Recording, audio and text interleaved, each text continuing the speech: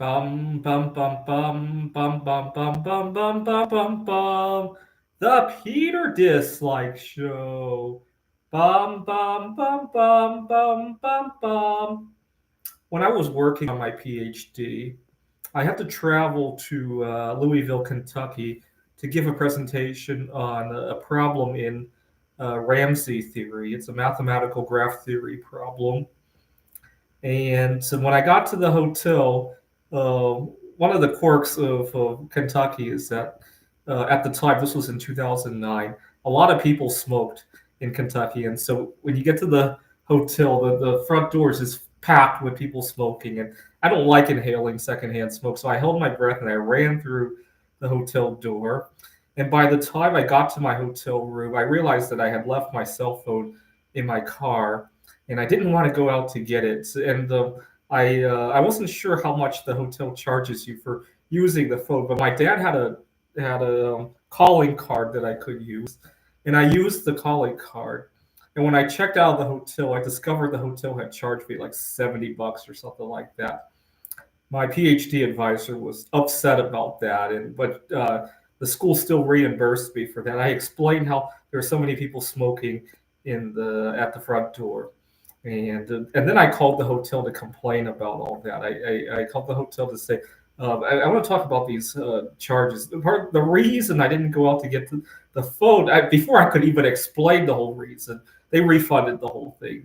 So I got the 70 some dollars back, but the school reimbursed me anyway. It was like free money. You got to remember at the time I wasn't making a whole lot of money. That was like a lot of extra just spending money for me.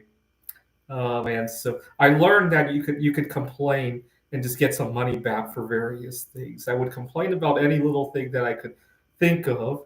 Uh, every time I got some kind of a bill, I would call it and complain mercilessly about it. And or sometimes, we always get those annoying junk fees that Biden is talking about. A lot of times, if you just call and complain, you can get a lot of them waived. I was flying from I think it was an international flight from New York to Tokyo or something like that. And so I was thinking about using the Wi-Fi, but on the page for the airplane Wi-Fi, it said that they couldn't guarantee streaming websites would work, and I wasn't sure if YouTube was part of that. And but I needed to get other stuff done anyhow, so I signed up for it. And to my dismay, you couldn't watch YouTube videos. And so while I was still on the plane, I was already busy complaining away to the airline. And before I knew it, I got my money back, and I was still on the flight, having my money back with the Wi-Fi still connected. And I discovered that every time I fly, I could just do that over and over and over again. And nobody ever caught on that this guy, every time he flies, his Wi-Fi doesn't work.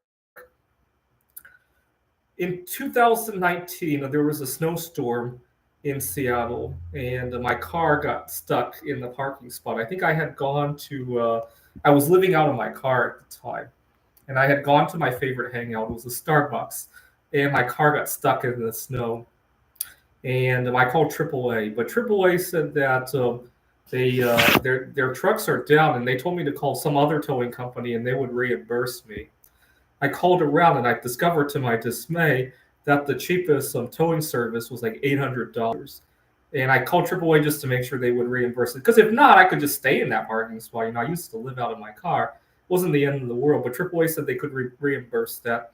So I got the car towed out, and the guy said he would email me a receipt. Several days passed. I didn't get the receipt. I couldn't get a hold of him. And so I disputed the charge on my credit card. And after he realized that there was a credit card dispute going on, finally he wakes up and calls me and says, cancel the dispute. I'm going to give you the receipt right now.